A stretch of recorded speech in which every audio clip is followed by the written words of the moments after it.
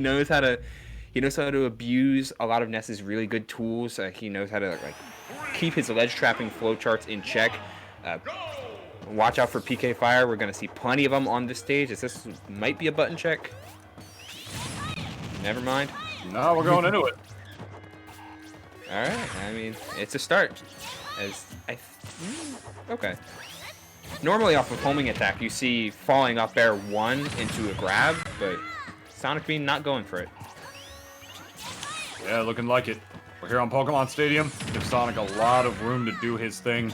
Gives Minsiey a lot of room to lose patience like so many players do against Sonic the Hedgehog.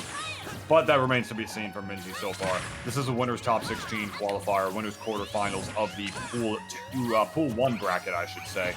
So this is for a lot of the marbles right here, man. You're going to be in a much better position. Whichever player wins this set is going to be in a much better position to just go on further into the bracket. So we're just going to have to see which one of these two players wants it more, Ruble.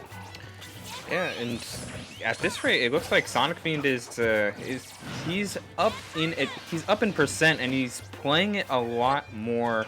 He's more like he looks like he's counterplaying Ness more so than Minsiey's trying to counterplay Sonic in any stretch amount. Like Minsiey's running up, he's doing these PK fires, he's doing what seems like bread and butter Ness things. Meanwhile, Sonicfiend is keeping himself out of range of PK fire, always using Sonic's incredible burst range to put Minsiey up in the air and to keep him down. Oh, that's unfortunate if you're a Ness main, seeing him fall out of Yo-Yo. And here we go. One more should do it, or just spacing a forward smash is going to be the ticket right there. Yeah, this is really good. I mean, you want to talk about like bread and butter Ness stuff, but like Sonicfiend is doing a really good job staying out of that Ness range. I mean, Minsiey is doing pretty much everything he can right here. And I could just say it's a Wi-Fi thing, but it's not really. Sonic just has such an easy time just getting out of players' burst ranges because he is the fastest character in the game by a full unit above Captain Falcon, at the very least in terms of his dash speed. So the fact that he's like pretty much focusing on staying out of the range of PK Fire to avoid a lot of this damage and is pretty much only getting damage off of like punishes like that, just whiff spin dashes, like whiff movement options against Ness. Like Minsiey's only real damage that he's getting on Sonicfiend is off of those whiffs. Other than that, I gotta be real, Sonicfiend is playing like, if anything, he's the one who's playing the bread and butter game right here because he's just hitting and running. He's hitting and running Minsiey so well, playing that campy Sonic game like, oh, I wasn't able to hit you here, I'm going to run to the other side of the level. Oh, I didn't win this exchange here, but it's safe on block, I'm going to run to the other side of the level. He's doing, if anything, he's doing the bread and butter Sonic stuff. Yeah, that's very, very true. I guess Sonicfiend learned how to camp in between yesterday and today, or at the very least, it's Wi-Fi Ness things. You just don't want to interact with the character who has amazing out of shield options and just amazing aerials in general, and the ability to switch his momentum on a dime with thanks to that magnet. Incredible tool. Always committing to. Okay. That's something that you definitely have to watch out for. The committing to the homing attack every time after a spin dash. That's just, it's asking for it to get parried or spot dodged and hard punished. But, Sonic's at his, he's in his element, percent lead. Still 2 stock siege, and we're only about 3.5 minutes left on the clock. This is Sonic the Hedgehog, ladies and gentlemen, in full force for your display. Sonicfiend played this immaculate play, just hanging back right now. But at the end of the day, Minsiey is able to get that percentage lead. And yeah, he's got no real projectiles to really absorb against Sonicfiend right here, as the up smash is going to take the stock. Because obviously Sonic doesn't have any projectiles, but that does not mean PSI Magnet is useless, ladies and gentlemen. As I'm sure a lot of you know, you still can use that move to not only turn yourself around, but to stall, and it does have a little bit of a hitbox on it as well for you to be able to combo into other attacks. Am I wrong about that? It doesn't. No. Yeah, you're 100% right. I was a little confused for a second because Ness's PSI Magnet did not used to have a hitbox. It used to only be Lucas's back in the day. So I just wanted to assure myself of that, but I'm like 90% sure I've seen it, actually have hitboxes out. So unfortunately, Minsiey losing a little bit of his composure right there. Going to fall down 1-0 to Sonicfiend off of a self-destruct. It's not what you want to see, ladies and gentlemen, especially after watching a match for about 5.5 minutes.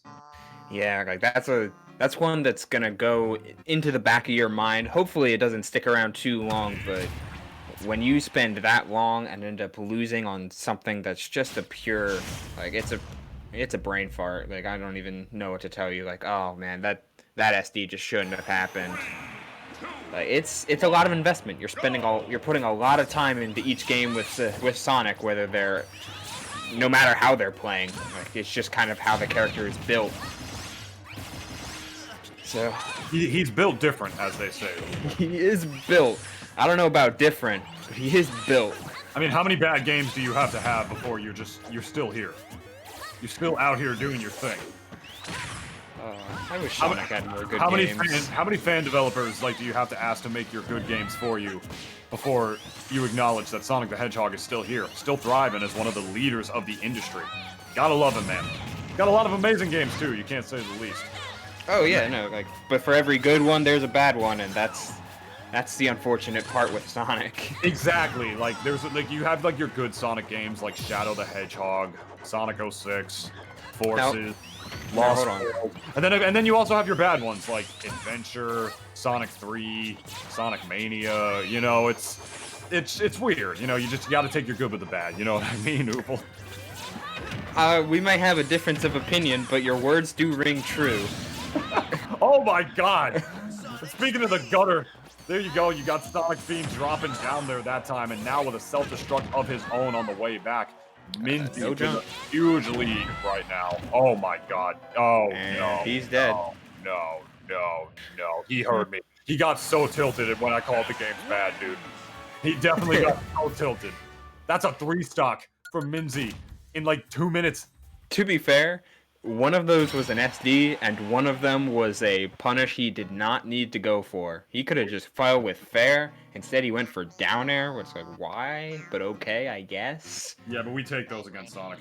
Of course, yeah. You went from, sometimes Sonic is able to be good for a long time, and you have a really fun, well, maybe not fun, but you have a really, good, if you're a Sonic player, you have a really solid experience with Sonic, and then sometimes you just have a complete train wreck. Going from Unleashed to Colors, maybe, or I don't know, Sonic 3 to Sonic 3D Blast. There's plenty of... If you can't tell, I wish Sonic was good. Both in games and in his actual games, and both in Smash Ultimate. God bangers. They're just not consistent. Like you said, every time there's a good Sonic game, there's 2 bad ones in between, and then there's a good one again, and it's the cycle. It's like Mob of the Dead, dude. It's just a never-ending cycle that you just gotta kill the right one for in order to make his way back. But enough about the games. We all love Sonic the Hedgehog. You can't deny that. He's iconic.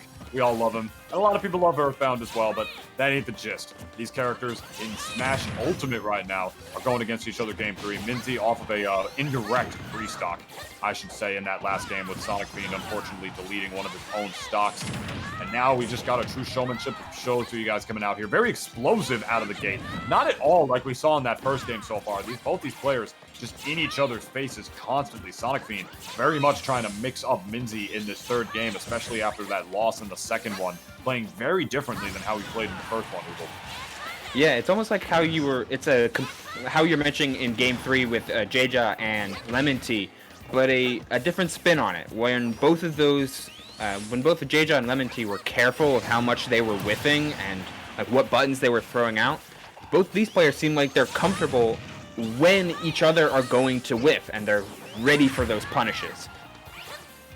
Yeah, this time around it's different. I don't know if they just adapted to each other solidly, that they know what they're going to do, and that they can afford to just play a little bit more aggressively. Or if it's something else. I mean, if anything, I think they're just really starting to feel each other out a lot more, and I can see it in how Minsiey is playing as well. Look at that beautiful pivot down smash from the ledge right there to get that hitbox out, and then trying to react to the air dodge back. Unfortunately, he read it right, but he just did misspace it, unfortunately, on his part. But either way, just with the way that Minsiey is playing, with his positioning, with how patient he's being in terms of approaching Sonicfiend, picking and choosing his options, a lot more difficult. Jump. And also boarding those platforms when he has to. This is honestly a different Minsiey than we saw in that first game for sure. Yeah, arguably the frustrating thing, that was if he almost got the finish.